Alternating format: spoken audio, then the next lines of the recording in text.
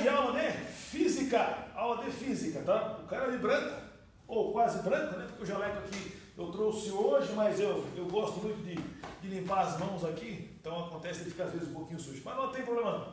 Então aula de física hoje, frente 1, a nossa apostila 1, vou terminar essa apostila hoje, está um pouquinho atrasadinho, mas a gente depois consegue ganhar esse tempo aí, tá certo? Então, apostila 1, frente 1, página 649, aula 5. Vamos lá. Física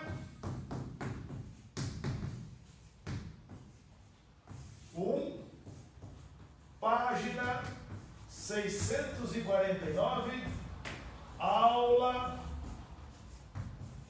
5.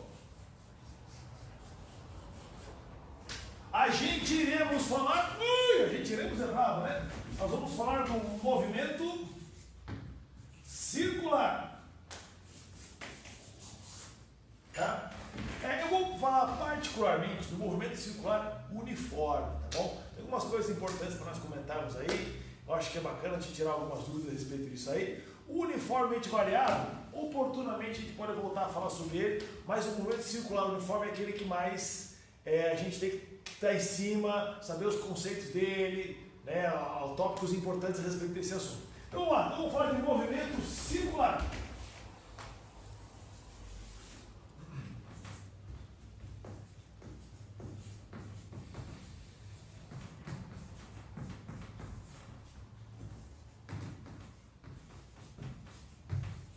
Eu vou falar particularmente do MCU, movimento circular uniforme. Bom? Que pra gente é o mais importante mesmo, tá? Então, o que é um movimento circular uniforme? O movimento, né, ele está dizendo que tem velocidade, circular, que ele descreve uma circunferência, e uniforme sempre com a mesma velocidade. Então, o movimento circular uniforme, que a gente pode abreviar por MCU, é aquele movimento onde você tem uma velocidade de um objeto descrevendo uma circunferência, sempre com a mesma velocidade. Tá? A gente não vai entrar aqui no mérito vetorial, ok? Vamos falar apenas da parte escalar, não vetorial, tá bom? Então, o que nós precisamos saber? Então, primeira coisa, deixa eu desenhar aqui uma circunferência, ou algo parecido com uma circunferência.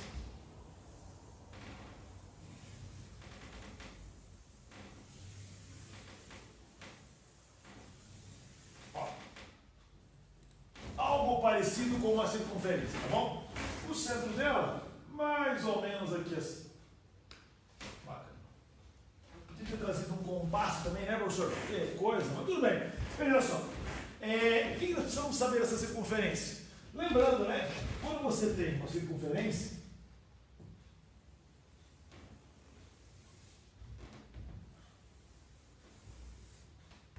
a distância que nós temos do centro até o limite da circunferência é o nosso raio da circunferência. Tá certo? Automaticamente a distância toda e o diâmetro. Só para lembrar, a galera toda já sabe disso, mas vale a pena a gente sempre relembrar, tá certo? Outra coisa, gostaria que vocês, eventualmente, se por acaso a imagem ficar um pouco ruim, ou se ela começar a desfocar, dá um toquezinho pra gente, por favor, tá bom? Avisa o pessoal, tu tá desfocando, liga, vai lá no chat e fala, tá desfocando, ou então ou pixelizou. Às vezes pode ser um problema na sua internet, mas às vezes pode ser um problema na nossa rede aqui também. Dá um toquezinho, deixa então um retornozinho para nós. Então nós temos aí uma circunferência e eu tenho um raio, tá bom? Vamos supor que um objeto qualquer em cima dessa circunferência, aqui o objeto, descreva um movimento no sentido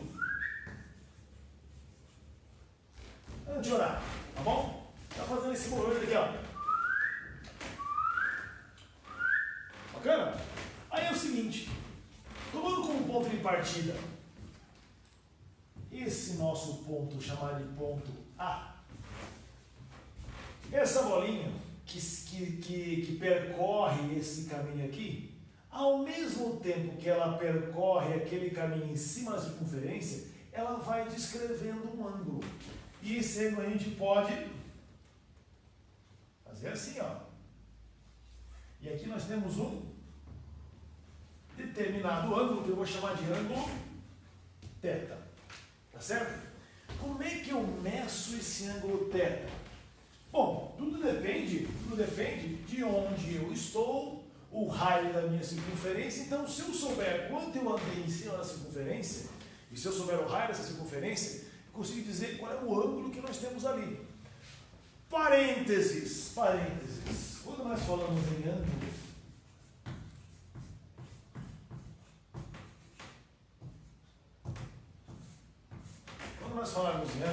nós vamos trabalhar com duas possíveis unidades de medida. Vamos unidades, né? Unidades. Podemos trabalhar em graus e podemos trabalhar em radianos.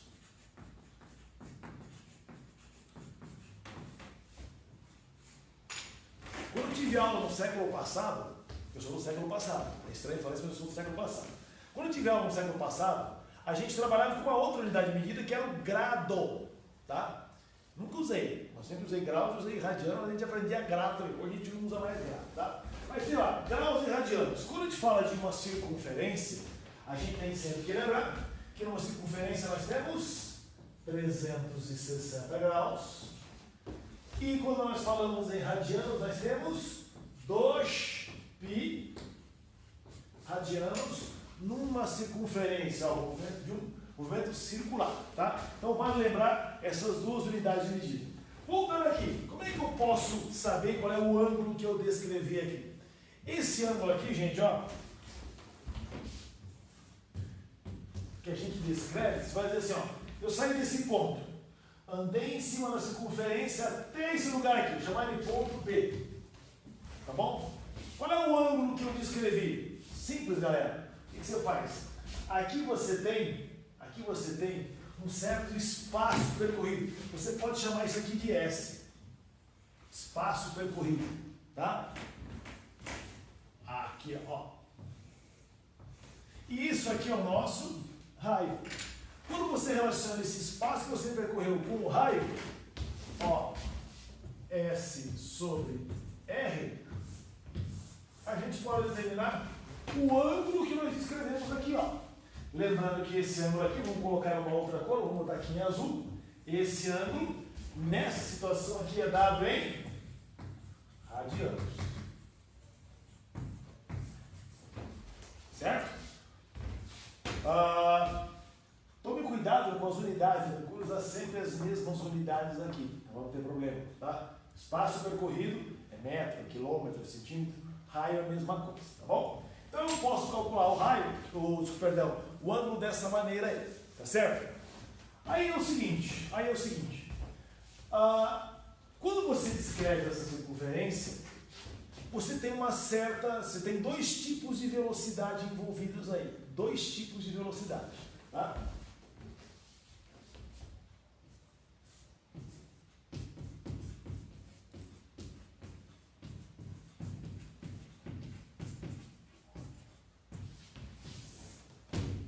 Nós temos a velocidade escalar,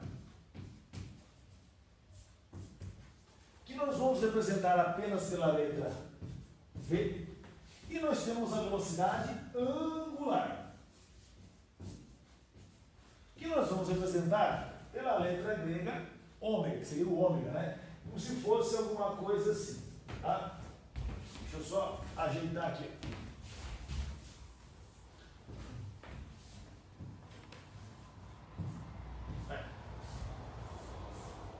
Bom, então a angular é característica de movimentos circulares. A escalar a gente já viu aí no movimento uniforme, movimento uniformemente variado, tá? Então a gente vai ver como é que a gente calcula essas duas. Vamos começar pela angular, para a gente poder entender como é que o bicho pega aqui, tá bom? Então, vou colocar aqui em amarelo.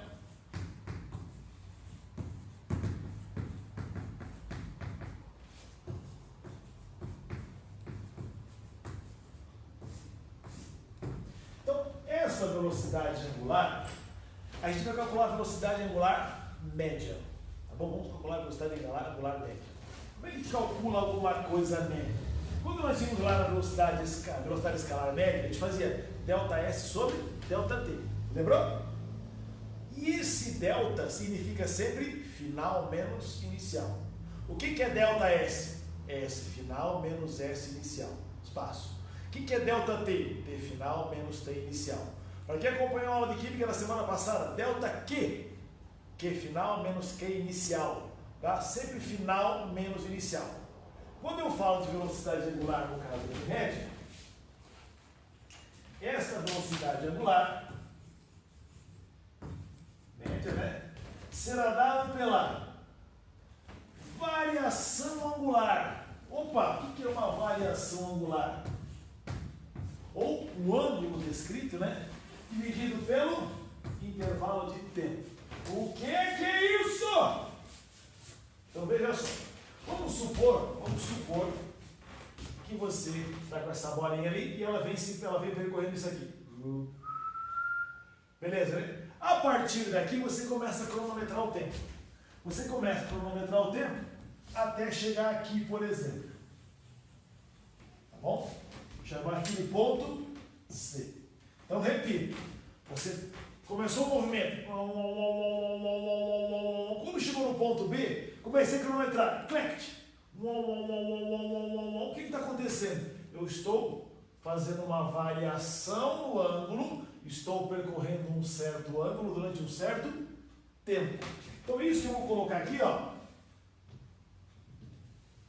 Tá? A partir do momento que ele começou a andar, isso que está aqui é justamente a minha variação no ângulo, certo? Olha aqui, ó. Claro que isso aqui teve um cronômetro durante um certo tempo. Quando eu calculo o ângulo que eu percorri um certo tempo, eu tenho velocidade angular. O detalhe é o seguinte, não esqueça. Isso aqui precisa ser em radianos. E o tempo, em geral, se nós estivermos falando do sistema internacional, isso aqui é segundos. Então essa minha velocidade angular é dada em radianos por segundo. Bacana? Então é assim que eu meço a velocidade angular. Nós vamos voltar a falar dessa velocidade angular aí mais adiante. Ela tem um negócio bem importante quando a gente fala em polias acopladas, polias isoladas, correias, correntes. Tá bom? A gente vai falar disso daqui a pouquinho. Então essa é a velocidade escalar. Perdão, angular. Como é que é a escalar? Ó, a escalar é a velocidade que a bolinha tem, no nosso caso aqui, em cima da circunferência. Uma coisa é eu medir a velocidade com que esse ângulo varia, certo? Isso é uma coisa. Outra coisa é medir a velocidade que essa bolinha tem aqui, ó, certo? Em cima da circunferência. Isso que eu vou calcular aqui em cima da circunferência é a velocidade escalar. Vamos colocar aqui em laranja, ó, laranja, velocidade escalar.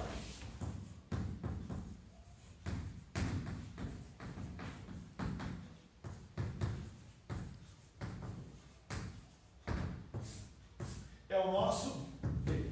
E para nós calcularmos essa velocidade escalar, estamos trabalhando com duas câmeras hoje. Então não sei se olha aqui, se olha ali, não. Às vezes eu se perco aqui, mas né, é tecnologia. Então, como é que a gente calcula essa velocidade escalar? Nós vamos usar a velocidade angular, que a gente acabou de ver como é que funciona, e vamos usar também o raio. Então, para calcular essa velocidade escalar, eu faço a angular vezes o raio.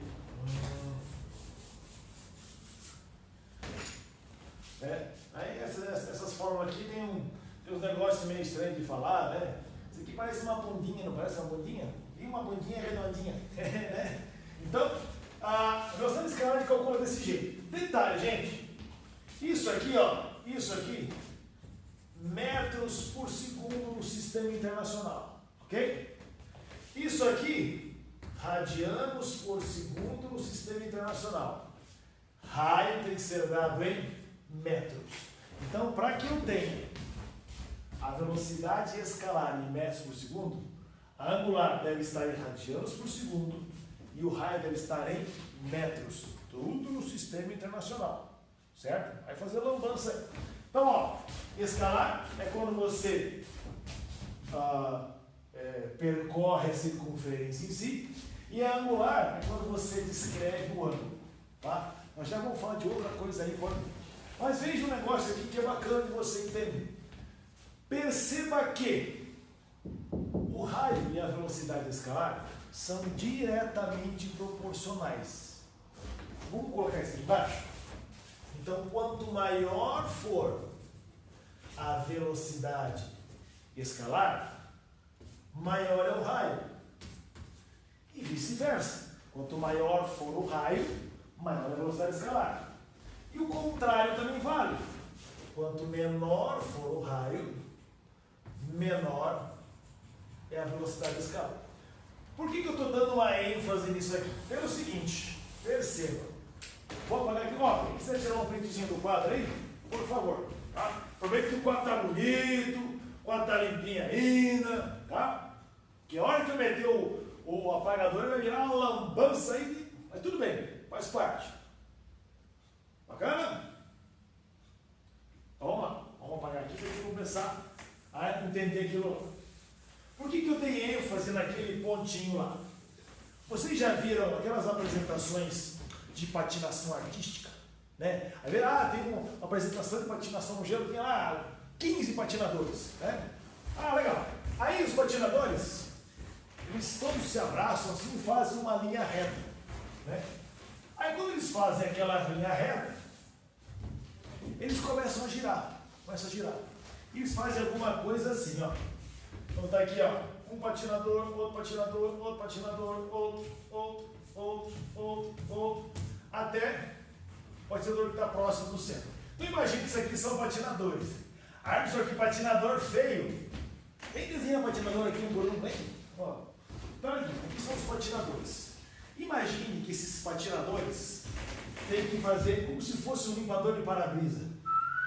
Fazer esse movimento, tá bom? Ou seja, esse cara aqui tem que fazer isso, esse tem que fazer isso, esse tem que fazer isso. Todos eles vão fazer exatamente o mesmo movimento.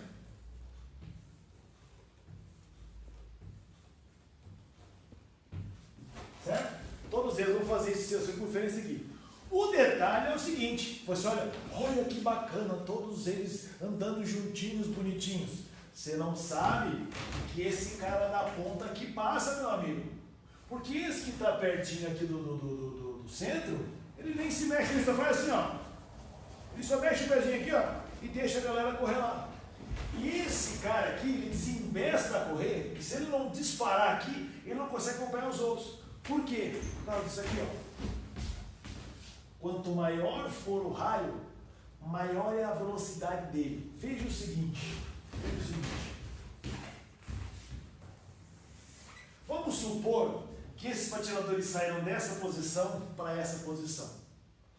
Você concorda comigo que eles têm que sair daqui e chegar aqui juntos?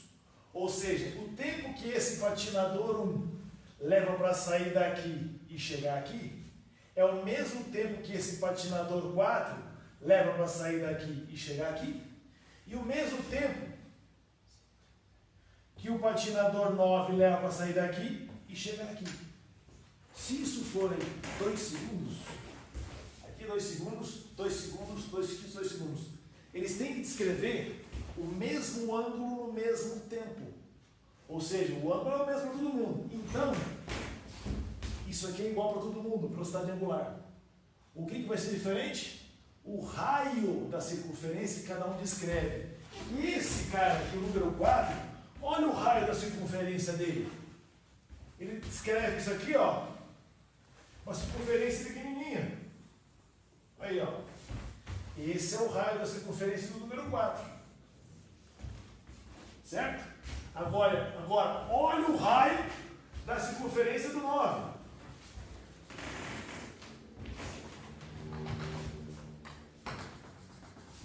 Caramba, professor.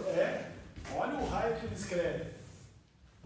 Esse é o raio do cara 9. Esse é o raio do cara 4. Perceba a diferença, ó. Este raio aqui é maior. Se o raio a descrever é maior, a velocidade dele é muito maior. Então esse cara aqui tem que correr muito mais do que esse cara aqui. Ah, eu não acredito. Experimenta pegar uns amigos e fazer isso. Tá? Você não precisa patinar, basta você andar. Você tentar manter aquela linha reta, o cara da ponta vai ter que correr muito mais do que o cara que está mais próximo do ponto central. Quanto mais próximo aqui do centro, menor é a velocidade. Por quê? Você tem um raiozinho pequenininho da circunferência que você escreve. E se o raiozinho é pequenininho, a velocidade também é pequenininha. Bacana? Tranquilo? Se ele perguntar, fique à vontade, tá bom?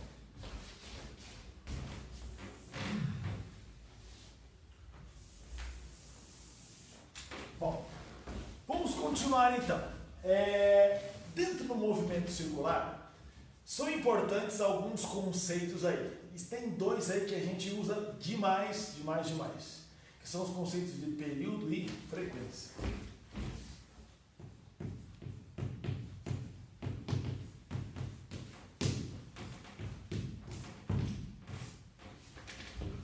Então, período, eu vou chamar de T maiúsculo. Fica feio falar que é tesão, né? Mas é T maiúsculo, tá? Período não deixa de ser uma medida de tempo, tá bom? Período, pra gente aqui, é o tempo necessário para se descrever uma volta completa, ou um ciclo. Esse período vai aparecer na ondulatória, ele vai aparecer lá nos pêndulos, tá? Então, período, tempo necessário para se descrever uma volta, ou um ciclo, uma oscilação. Então, tempo necessário para se percorrer uma volta. Ó, eu vou deixar essa expressão uma volta sublinhada porque ela é importante para a gente, tá bom? Então vamos voltar a falar sobre ela. Então, período tem como unidade, já que isso aqui é tempo, as unidades que eu posso utilizar aqui são quaisquer unidades de tempo. Minutos, segundo, horas, dias, semanas, meses, séculos, o que você quiser, tá? Quais são os mais comuns? Segundo e minuto. Eventualmente aparece hora aí, tá? Isso aqui é sistema internacional, isso aqui bastante utilizado aí, e hora eventualmente aparece como unidade para a gente aí. Então, tempo para completar uma volta. Então imagina que você tem aqui, ó, vamos desenhar uma circunferência pequenininha.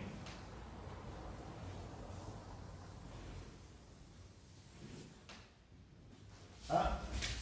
Acompanha comigo o giz azul aqui, ó. Você vai sair desse ponto. Isso é uma volta completa, certo? Eu saio desse ponto A e retorno até esse mesmo ponto A. Vamos cronometrar? Cronometrando. Clac! Quando chegar no A, a gente vai parar, ó. Clac! Parei. O tempo que der aqui é um período. Ou seja, o tempo para que o móvel complete uma volta, uma circunferência. Tá bom? Bacana? Legal. Outro conceito muito importante para a gente aqui é frequência.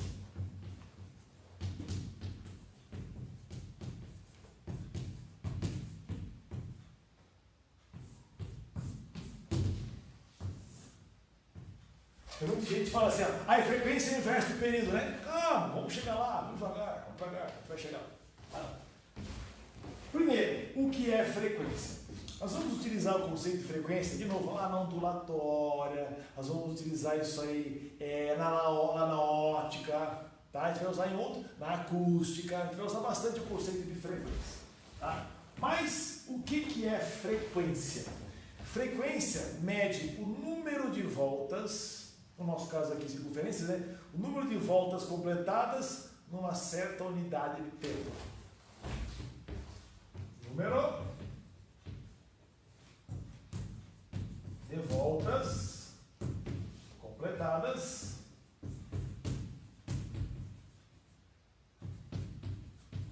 numa unidade de tempo.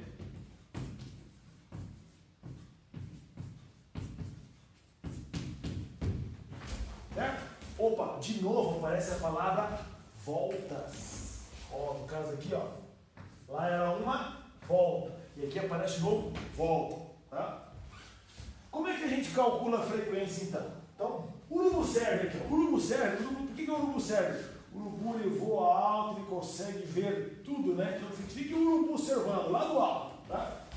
Frequência é número de voltas, que a gente vai chamar de N, completadas numa certa unidade de tempo ou num intervalo de tempo. Delta T. É assim que a gente calcula a frequência. Ah, mas é que é uma forma. Calma. Tá? É assim que a gente calcula a frequência. Aí veja o seguinte: qual é a unidade do número de voltas? Não existe unidade para o número de voltas. Uma volta, duas voltas, três voltas. É só volta. Mas volta não é unidade. Então é 1, 2, 3, é um número puro. Tá bom? Agora, tempo tem unidade. Certo? Esse tempo aqui pode ser segundo, pode ser minuto, tá? Ou outras unidades quaisquer, tá? E aí o detalhe é o seguinte: quais serão as unidades de frequência? Então veja só. Unidades. Veja bem, se o tempo for dado em segundos, a unidade de frequência é o Hertz. Hz. Então, se o tempo for em segundos, voltas por segundo. Aí isso a gente chama de Hertz. Alguns chamam até de RPS, rotações por segundo. Pode aparecer assim também, tá? RPS, rotações por segundo. Se este tempo for dado em minutos, a unidade que a gente vai ter aqui é o rotações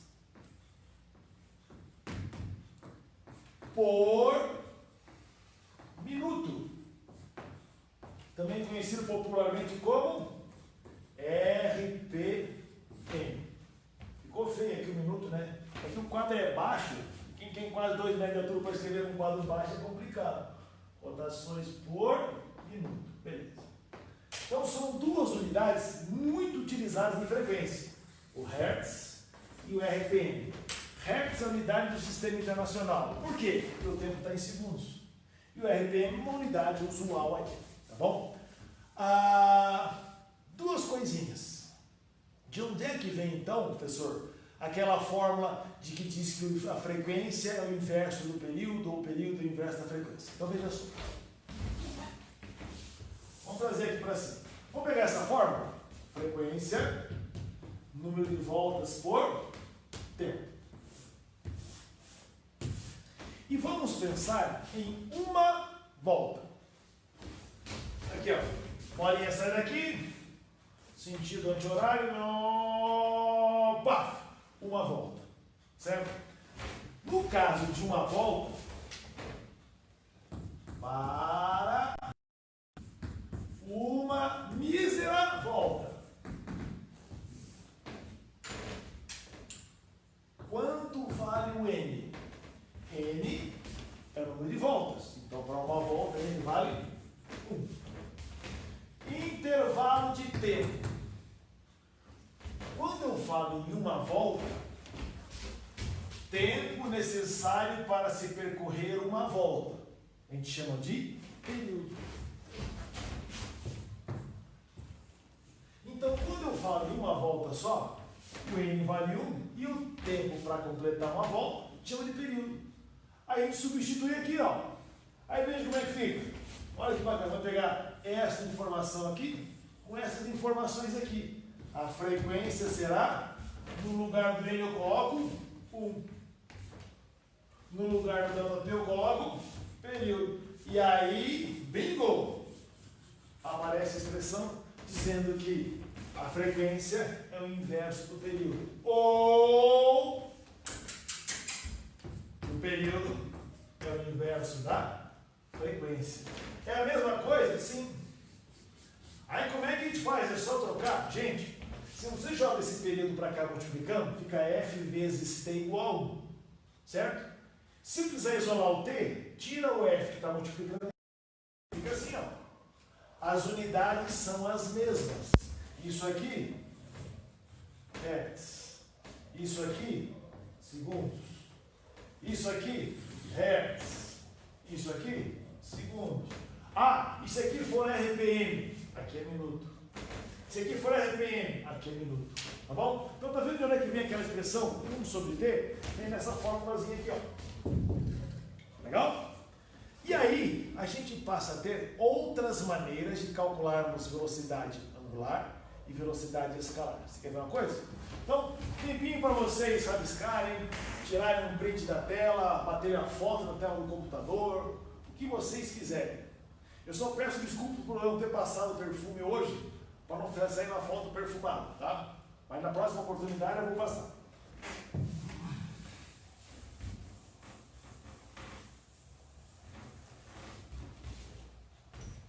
Bacana? Então, com essas informações aqui, eu posso melhorar um pouquinho aquela história das minhas unidades, a da velocidade escalar e da velocidade angular. Você quer ver uma coisa? Olha só.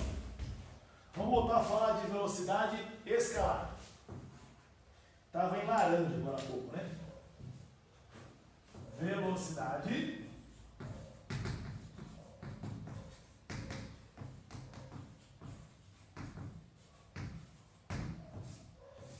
que é aquele V, né? Ó, V. Você quer ver uma coisa bacana? Como é que a gente faz para calcular a velocidade escalar? Esqueça movimento circular. A primeira forma que a gente tem de velocidade escalar é essa daqui, ó. V igual a delta S sobre delta T. Essa é a primeira fórmula que a gente aprende. É isso? Vamos fazer a mesma coisa que eu fiz aqui agora, ó. Para uma volta. Para uma volta.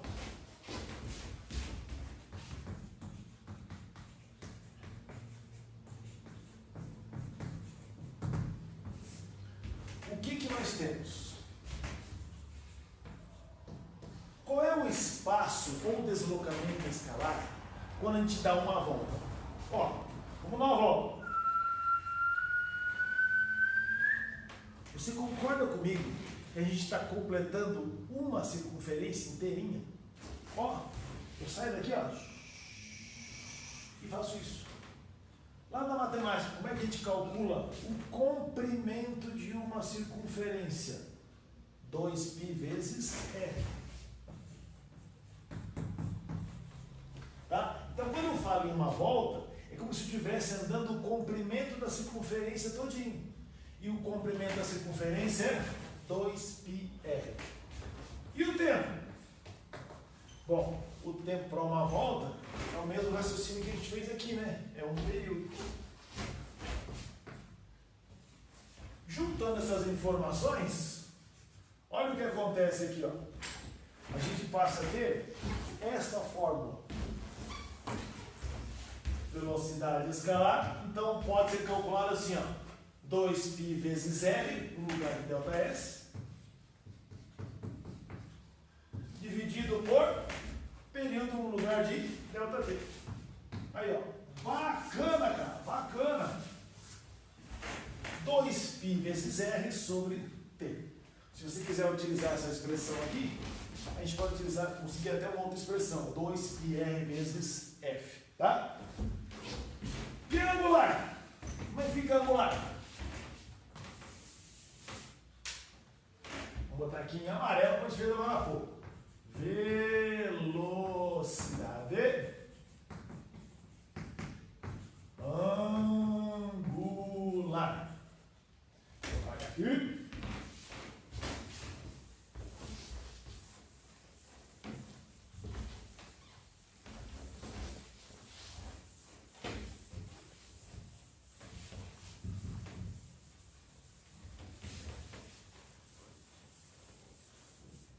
Aí, velocidade angular, então, é aquela da bundinha. Olha que bundinha aqui, ó. Olha. Como é que a gente faz isso? Velocidade angular, nós vimos agora há pouco, é a variação angular, que dividido pelo tempo. Aí vamos fazer o mesmo raciocínio. O mesmo raciocínio. Para uma volta.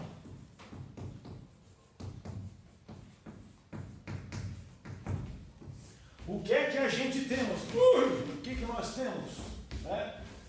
Qual é o ângulo descrito quando a gente dá uma volta completa? Ó, sai daqui, ó. Que ângulo eu fiz aqui? 360 graus. Só que a gente não trabalha com ângulos com graus, a gente trabalha com radianos. Então uma volta completa são 2π radianos.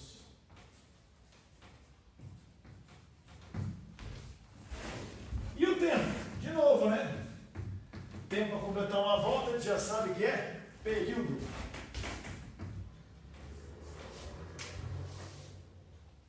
A gente vai fazer assim, vamos juntar essas duas informações.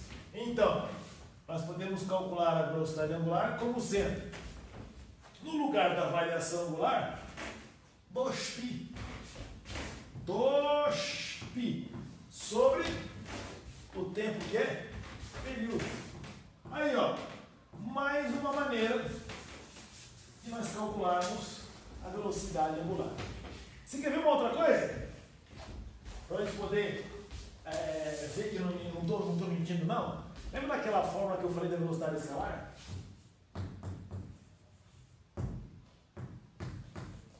Lembra dessa fórmula?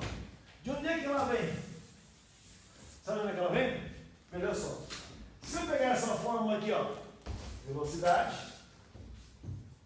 é igual a 2π vezes R sobre T. Eu peguei essa fórmula aqui, tá, capiroto? Ó. E aí? Você está vendo uma coisa aqui? Olha só. O que é isso? Está aqui, ó. 2π sobre T. Então eu posso trocar 2π sobre T por aquele símbolo de velocidade angular? Sim. Isso aqui, ó, é a velocidade angular. Então como é que fica a fórmula? V igual a velocidade angular vezes R. Tá vendo? Ó, não menti. Não falei nenhuma bobagem pra vocês aí. Dessa vez não. Beleza? Bacana? Bom, o que mais nós precisamos saber aqui? Agora que a gente entende um pouquinho do movimento circular, que a gente entende lá como é que calcula ângulo, a velocidade angular, a velocidade escalar, o que é período, o que é frequência, a gente pode falar de acoplamentos, polias, correias, tá bom? Veja só. Transmissões. Eu garanto que você pode decorar com esse negócio aqui, ó. Alguma vez na sua vida, você vai dizer, eu nunca vi esse negócio de transmissão. Já viu sim, já andou de bicicleta? E bicicleta hoje tem 432 marchas, né? A gente, na época que eu andava de bicicleta, era uma marcha só, caixa seca. Para subida, para descida, era tudo uma coisa só. Sobe na marcha, desce na mesma marcha, tudo era uma marcha só. Tá certo? Hoje não, hoje tem uma marcha para cada dia da semana, para cada hora do dia, tá? Então vamos lá. O que são transmissões? É quando você tem uma relação de polias, engrenagens, tá? Que são interligadas de alguma forma, por corrente, ou por correia, ou por polia, alguma coisa parecida com isso. E essas transmissões podem ser de dois tipos. Tá? As transmissões onde você tem partes isoladas e transmissões onde você tem as partes acopladas.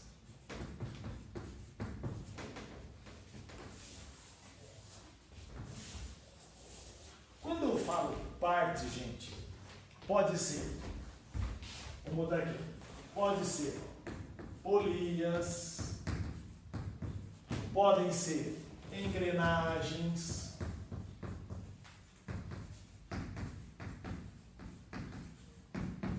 alguns chamam assim, né? Roda dentada. Coisa mais feia. Não quero carro roda dentada. Tá bom. Tá? Então, eu estou falando de polias e engrenagens. Aí é o seguinte, eu vou fazer um desenho bem bacana para você poder entender.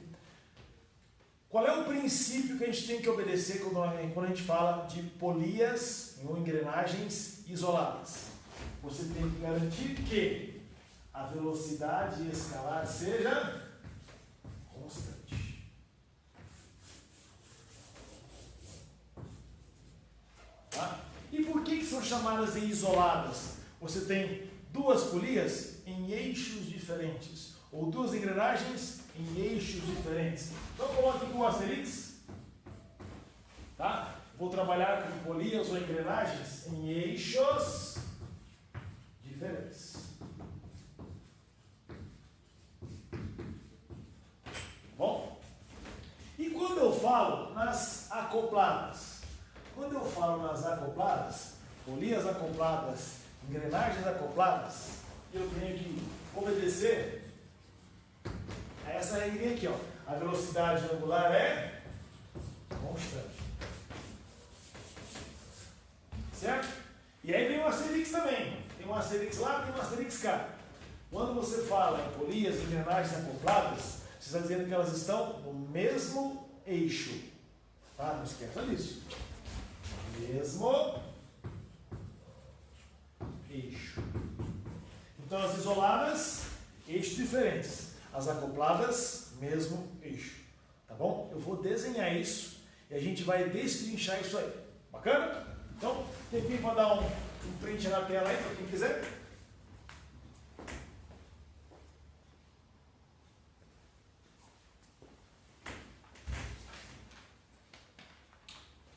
Bacana, gente?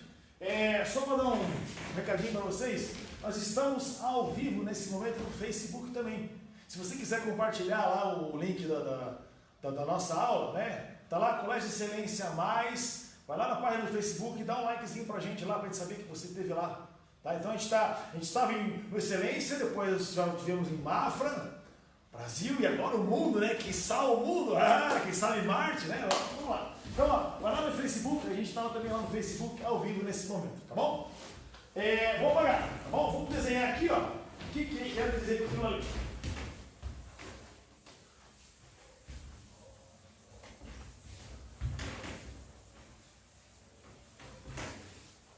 Então veja só, eu vou deixar aquilo ali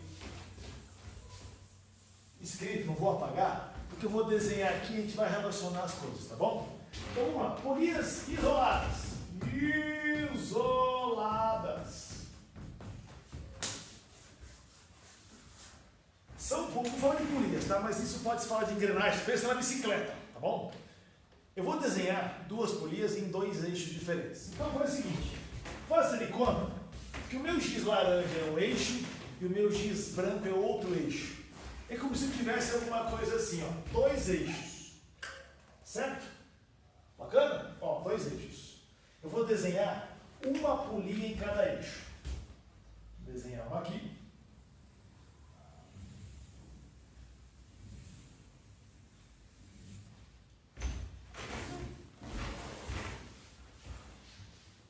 Certo? Eu vou desenhar uma outra polia aqui. Ó, já viu isso em algum lugar? Bicicleta, coroa, pinhão, ou catraca, roseta, cremalheiro, o que você quiser chamar, tá bom? Coroa, pinhão, bicicleta, tá? E aí a gente vai fazer o seguinte, vou chamar isso aqui de polia 1, isso aqui de polia 2. Tá? Ou engrenagem 2. E a gente vai interligar essas duas. Como? Através de uma correia. Vou colocar aqui em azul. Ó. Aqui é a correia, ó.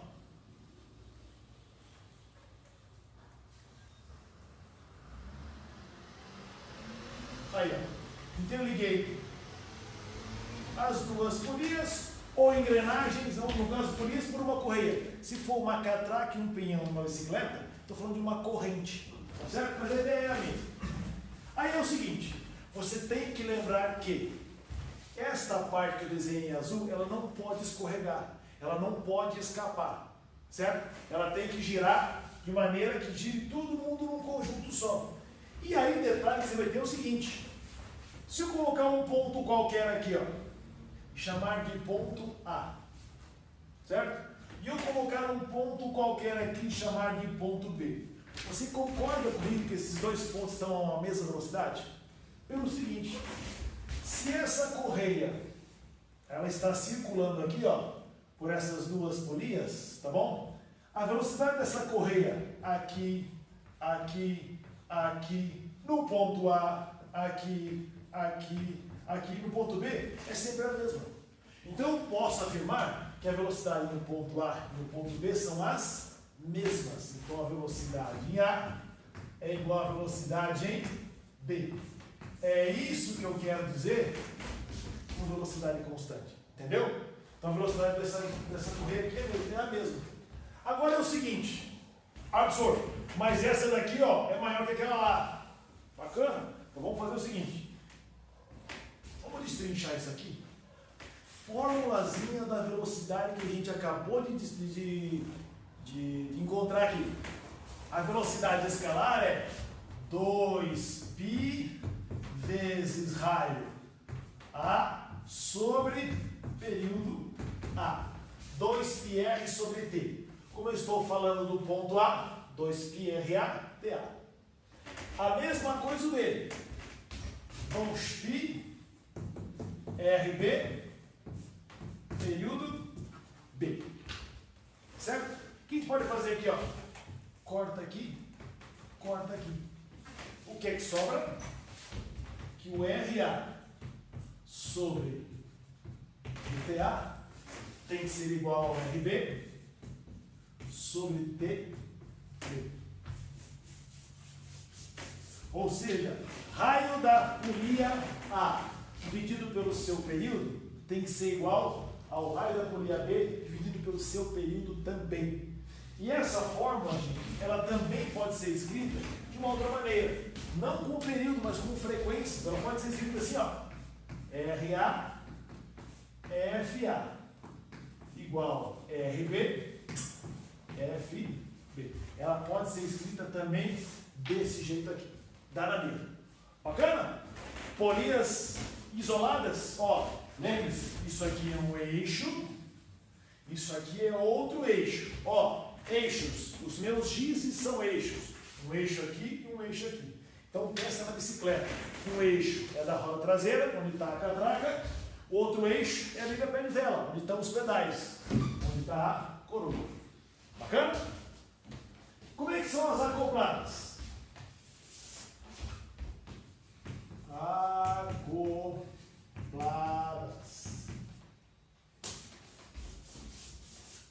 Aqui a gente vai fazer um desenho em perspectiva, tá bom? A situação é a seguinte.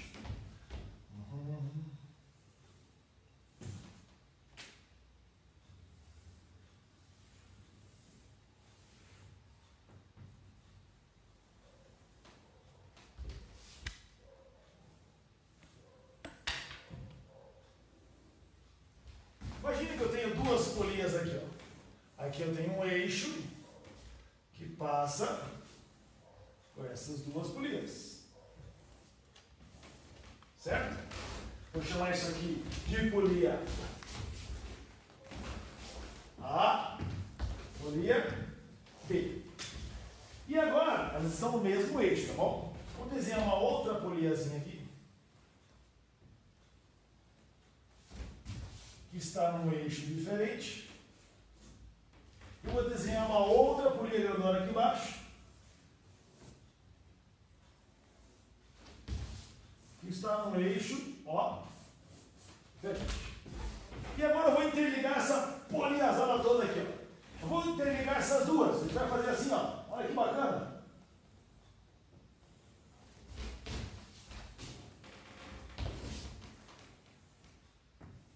Aí, ó. Interligamos aquelas duas polias. Vamos interligar essas duas aqui agora.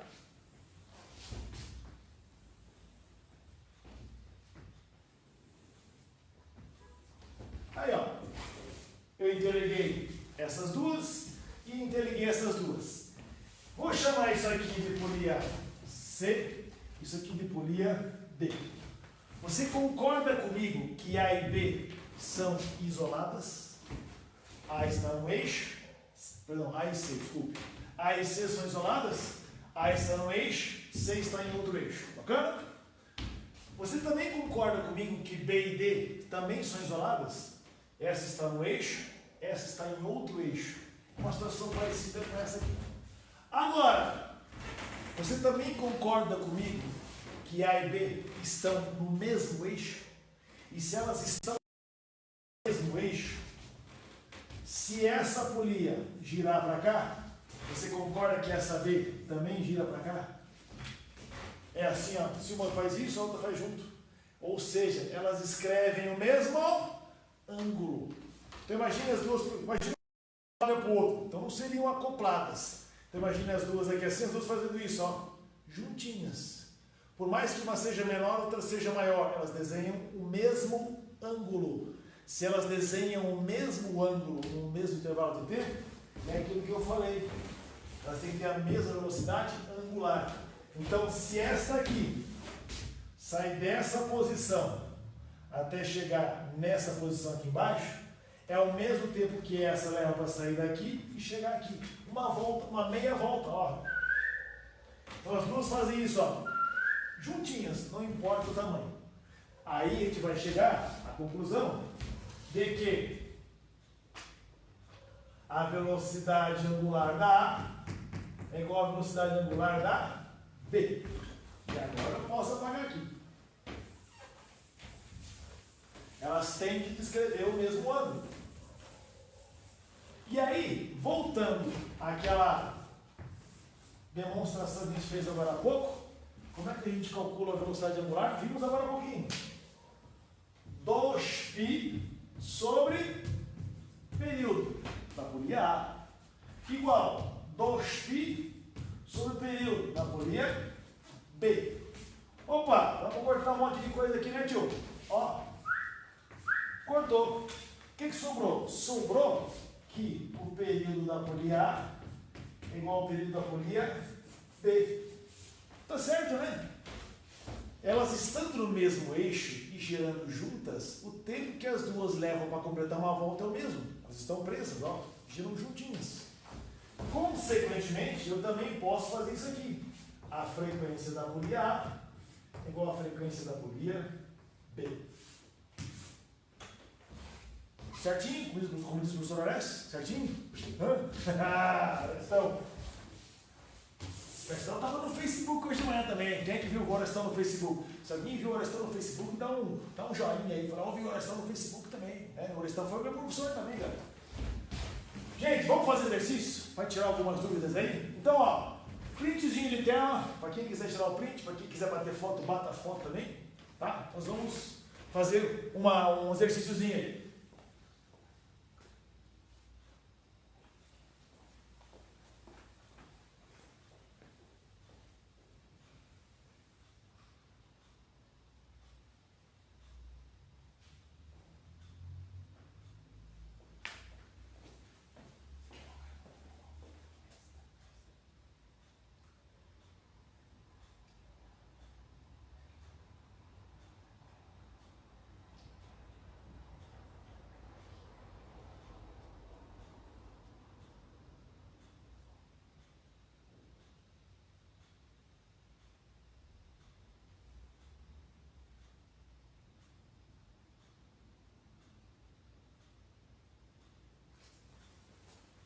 Vamos lá então?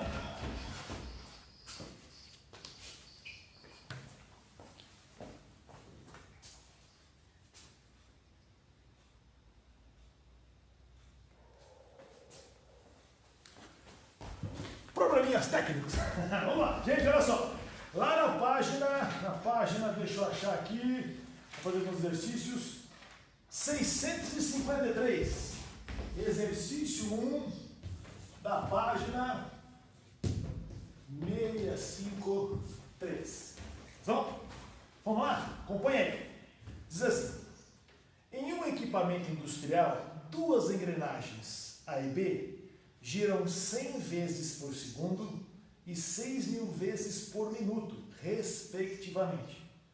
O período da engrenagem A equivale a TA e o da engrenagem B a TB. A razão TA sobre TB é igual a... Então vamos lá. O que ele está dizendo para a gente aí? nós temos duas engrenagens, A e B. Giram, respectivamente, a engrenagem A, 100 vezes por segundo. O que é isso? 100 vezes por segundo é frequência. Frequência. Então, a frequência do A é de 100 vezes por segundo. 100 rotações por segundo. Ou 100 Hz. Se ele está dizendo que é por segundo, é Hz. A B, a frequência da polia B. Da engrenagem B, perdão. 6.000 vezes por minuto. Ou seja, são 6.000 giros em um minuto. 6.000 RPM. Ó, toma cuidado aqui, hein? Unidades diferentes. Tome cuidado com isso aqui. O que ele está perguntando? O período da engrenagem A equivale a engrenagem B, TB. Quanto é PA sobre TB? É isso que ele está perguntando, ó. TA dividido por TB. A primeira coisa que a gente tem que fazer, galera, é determinar qual é a unidade que eu vou usar. Hertz ou RPM? Tanto faz. Você escolhe, certo? Então veja só. Digamos que a gente vai trabalhar em Hertz. Ok? Então essa aqui está prontinha. Como é que eu calculo o período de A? 1 dividido pela frequência de A. Como isso aqui está prontinho, o período de A é 1 sobre 100. Resolvido o problema. Bacana. Agora, eu preciso transformar RPM em Hertz. Como é que a gente transforma RPM em Hertz? Você pode fazer uma regrinha de 3. Quer ver uma coisa? Assim. Nós temos 6.000 RPM. São 6.000 rotações em um minuto. Certo? Nossa, saiu feio essas rotações aqui. Jesus amado! Não melhorou muito, mas tudo bem. Agora, como eu quero transformar isso em Hertz, eu preciso da unidade segundo. Então, se nós temos 6.000 rotações em um minuto, em um segundo, chegou o Carlão aí, tá? Em um segundo nós teremos 6. Aí tem um problema. Que é o seguinte: aqui a unidade é minuto, aqui a unidade é segundo. Ou é tudo minuto ou é tudo segundo. Eu vou trabalhar em segundos, tá bom? Então, ao invés de trabalhar com 1 minuto, vou trabalhar com 60 segundos. Agora a nossa regra de 3 ficou bacana. Vai ficar 60 vezes x igual a 6.000 vezes 1, vai dar 6.000. Ou seja, isso que eu estou procurando aqui é a frequência da polia B, da engrenagem B, só que em Hertz. Eu vou cortar um zero aqui, vou cortar um zero aqui, esse 6 vai passar dividindo. O que vai dar? 100 Hz. Então quer dizer que 6.000 RPM e 100 Hz é a mesma coisa? É. E outro detalhe importante. Se aqui é 100 Hz e é igual a esse, quanto é o período da B? É igual, né? 1 sobre a frequência de B é 1 sobre 100 também. Olha só. Período de B 1 sobre 100. Período de A também é 1 sobre 100. Quanto vai dar isso aqui? Ô, galera. Vou fazer num cantinho aqui, ó. O período de A dividido pelo período de B. Qual é o período de A? Está aqui, ó. 1 sobre 100. Qual é o período de B? Está aqui, ó. 1 sobre 100. Você não vai fazer cálculo aqui, pelo amor de Deus, né? Isso aqui vai dar 1. Ou seja, a nossa resposta, letra, deixa eu ver. Letra C de chuchu. Cheio de Carlão, que está nem esperando para dar umas matemáticas daqui a pouco aí. Tá bom? Letra C. Então, dá um print na tela aí. Dá um print na tela. Para a gente poder ir adiante.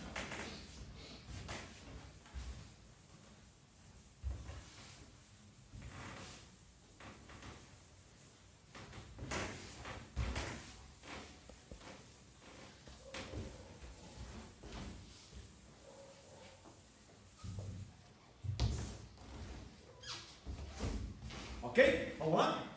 Pula para a questão 3. Questão do Enem. Questão 3, da página 654. Página 654. Vocês deram o likezinho de vocês lá no Face? Estamos esperando, hein? Na preparação da madeira em uma indústria de móveis, utiliza-se uma lixadeira constituída de 4 grupos de polias, como ilustra o esquema a seguir. Em cada grupo, 2 polias de tamanhos diferentes são interligadas por uma correia provida de lixa. Uma prancha de madeira é empurrada pelas polias no sentido AB. Já vou desenhar, aguenta aí. Como indicado no esquema. Ao mesmo tempo que um sistema é acionado para frear seu movimento, de modo que a velocidade da prancha seja inferior à da lixa. O equipamento anteriormente descrito funciona com os grupos de polias girando da seguinte forma. Deixa eu desenhar primeiro esse negócio aqui, gente. Então ele funciona assim, ó.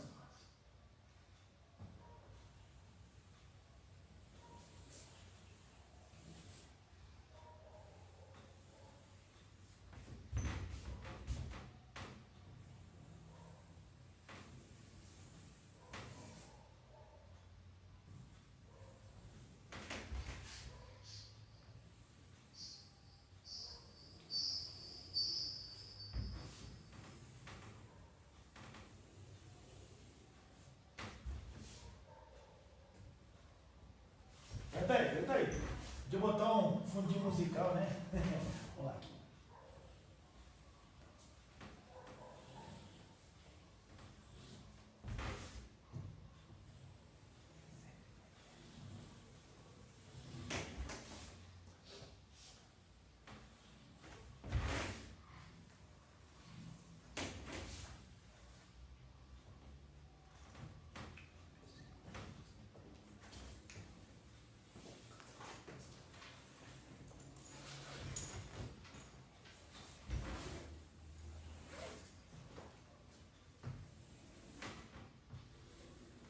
Então, a máquina está assim, tá? Então,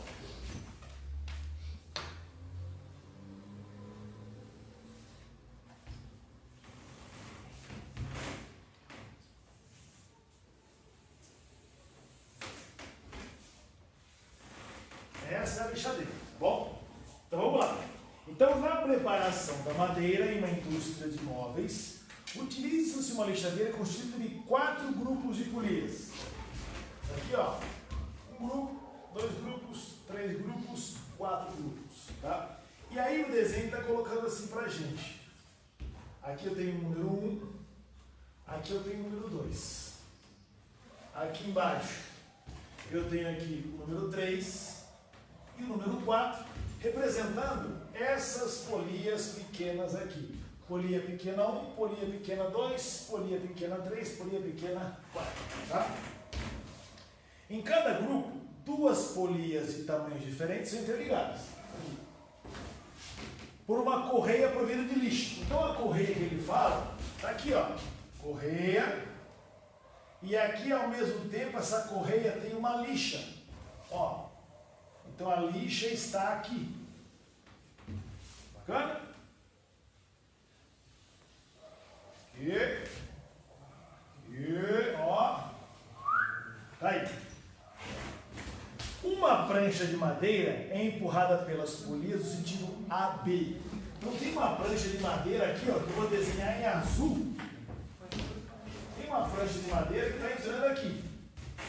Ó, ela está entrando aqui.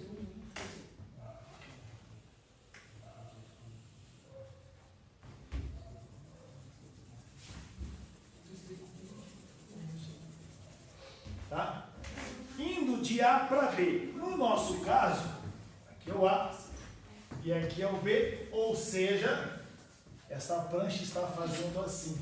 Por que ela está fazendo assim? Porque as polias estão empurrando. Então você coloca aqui no meio, elas empurram ela para lá, elas já estão girando e empurram ela para lá. Qual é a conclusão que a gente tira? Vamos lá, antes de nós começarmos a resolução do problema. A conclusão que a gente chega é que, para que esta madeira vá para lá, essa polia aqui tem que empurrar para lá. Ou seja, ela faz isso. Da mesma forma que essa também faz isso. Essa polia tem que empurrar para lá. Ó, as duas girando aqui, ó, empurram a madeira para lá. Isso aqui não está no desenho, eu estou colocando agora. Tá bom? E vamos olhar aqui para cima. Se essa polia gira nesse sentido, olha a correia aqui. Essa pequenininha também gira no mesmo sentido anti-horário. A mesma coisa aqui, no mesmo anti-horário. Se essa aqui está girando no horário, essa também gira no sentido horário. E essa aqui também gira no sentido horário. Ah, bacana. Vamos lá. Continuando. Vamos lá. Uma prancha de madeira empurrada no sentido de A para B, ao mesmo tempo que um sistema é acionado para frear o seu movimento. Aqui é o seguinte. Se simplesmente essas polias empurrassem essa madeira para lá, não ia haver lixamento na madeira. Ela simplesmente ia ser empurrada para lá e pronto. O que acontece? Quando a madeira entra aqui, ao invés de ela ser impulsionada para frente, um sistema freia ela. E só que isso aqui continua girando. Então, o sistema freia a madeira como se ela segurasse a madeira aqui e as lixas aí sim passam a lixar essa peça aqui. Tá bom? O equipamento descrito funciona com os grupos de polias girando da seguinte forma. Então vamos lá, letra A, 1 e 2 no sentido horário. Não, 1 e 2 giram no sentido anti-horário. E ele fala que 3 e 4 é no anti-horário. Não. Aí, senhor, mas como é que eu faço para saber se é horário anti-horário ou se é relógio digital? Ô, velho, dá licença, né? Tá, 1 e 3 no sentido horário. 3 é horário, mais 1 é anti-horário. A letra B está errada também. Letra C, 1 e 2 no sentido anti-horário. Ó, anti-horário aqui, ó, os contra aqui, ó. Beleza. E o 3 e 4 no sentido horário. Beleza. De horário, então a resposta é letra C. E Xuxa. A Xuxa, se quiser ser com CH, pode. Letra C. C de Carlão. Ah, é nóis. É nóis. Vamos lá. Bacana? Próxima. Faremos, deixa eu ver se vai. Eu vou fazer a questão número 6 para não correr o risco de não dar tempo de fazer. A questão 6 da página 655. Página 655. Diz assim: a invenção e o acoplamento entre engrenagens revolucionaram a ciência na época e propiciaram a invenção de várias tecnologias, como os relógios. Ao construir um pequeno cronômetro, um relojoeiro usa o sistema de engrenagens mostrado. Tem um bagulho ali que está tenso, viu? De acordo com a figura, um motor é ligado ao eixo e as engrenagens fazendo o ponteiro girar. A frequência do motor é de 18 RPM e o número de dentes das engrenagens está representado no quadro. Então ele está dizendo o seguinte: engrenagem, dentes. Aqui eu tenho A, B, C, D, 24, 72, 36, 108. Ou seja, a engrenagem A tem 24 dentes, a engrenagem B tem 72 dentes, a engrenagem C 36 e a engrenagem D 108. Bacana. Vou tentar desenhar o que ele está colocando para a gente. Eu vou desenhar um pouquinho maior para a gente poder visualizar melhor. Então está aqui o ponteiro.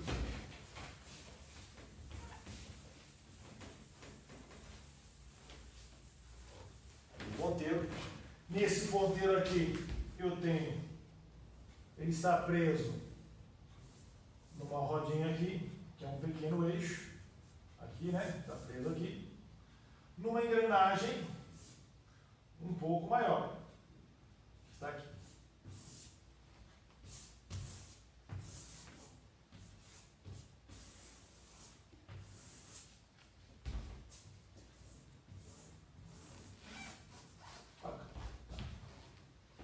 Aí aqui nós temos uma engrenagem menorzinha.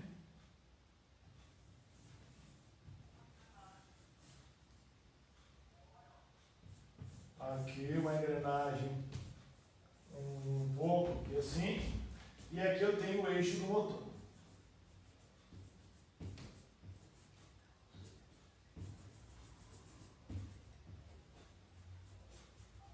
Então vamos lá. Vamos tentar destrinchar aqui a encrenca, tá bom?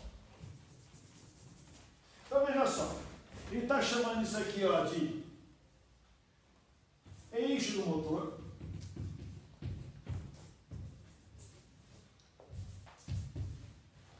Ele está chamando esta primeira engrenagem aqui, ó. Vamos colocar aqui em laranja.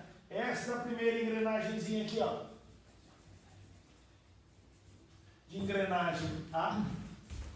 Aí ele está chamando esta grandona aqui. Eu vou colocar em azul.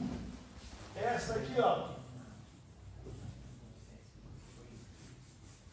Esta aqui, a engrenagem B. Aí, em amarelo agora. Esta pequenininha aqui na frente, ó. Engrenagem C. E esta grandaiona aqui, ó. Esta grandaiona. Ele está chamando de engrenagem D. Ele quer saber a frequência de giro do ponteiro em RPM. Rapaz, qual é a frequência desse cara aqui? Então vamos lá. Ele diz que o motor tem uma frequência de 18 RPM. Esse é o nosso ponto de partida aqui. Então veja só. Existe um eixo aqui e existe um eixo aqui. Então, se isso gira 18 RPM, essa polia B, A está aqui e B está aqui. Estão em eixos diferentes. Então, A e B são consideradas engrenagens isoladas. Vamos colocar aqui, ó. A e B isoladas. Se são isoladas, como é que a gente faz? Frequência do A, raio do A. Frequência do B, raio do B. Ah, pessoal, mas eu não tenho raio. Você não tem raio, mas você tem os dentes. Né? Os dentes de cada uma delas. Você vai utilizar essa informação aqui, ó, como se fosse raio. Você pode usar tranquilamente o número de dentes. Então vamos lá. A frequência da polia A, a frequência da engrenagem A, é justamente a frequência do motor. Ele está grudado no eixo do motor. Então a frequência de A é 18 RPM vezes o raio do A. Vamos contar os dentes aqui, ó, 24. Igual. Vamos descobrir qual é a frequência da engrenagem B. Raio de B são os dentes de B que tem aqui, ó. 72. Vamos facilitar a nossa vida? Esse 24 cabe 3 vezes aqui, tá bom? Eu vou simplificar. Aqui dá 1 e aqui dá 3. Esse 3 passa dividido, 18 por 3. A frequência da engrenagem B é de 6 RPM. Tá bom? Então é só você fazer os trâmites matemáticos legais aqui, você chega nesse resultado. Então eu descobri que B tem frequência 6. Agora B e C estão no mesmo eixo. Então assim, ó, se as duas estão no mesmo eixo, automaticamente a frequência de C é RPM. Porque essas são acopladas. Acopladas. Bacana? E aí ficamos com C e D. A hora que eu descobri a frequência do D, eu descobri a frequência do ponteiro, porque ele está grudado aqui no eixo da polia D. Então você faz a mesma coisa. Ó, C e D também são isoladas. Se C e D são isoladas, vai fazer parecido com o que lá de cima. Frequência de C, raio de C. Frequência D, raio D.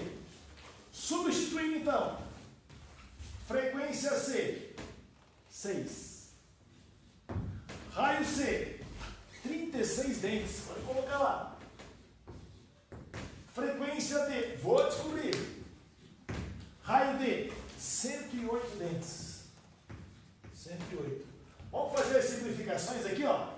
Esse 36 e esse 108, esse 36 aqui cabe 3 vezes aqui no 108. Joga esse 3 dividindo, 6 por 3 vai dar 2. Então a frequência da engrenagem D é de 2 RPM. Se a frequência da engrenagem D é 2, a frequência do 2, e a nossa resposta é letra B, B de 2. Bacana, gente? Então, espero que tenha dado para a galera entender como é que funciona o movimento circular. Agradeço a participação de vocês. Para quem esteve lá no Facebook assistindo a gente também, muito obrigado. Deixa o seu joinha, o seu likezinho lá para a gente, tá? É importante para a galera aqui, para a gente poder fazer um trabalho cada vez melhor para vocês. Aos nossos alunos, muito obrigado. Uma boa noite, um abração. Até mais!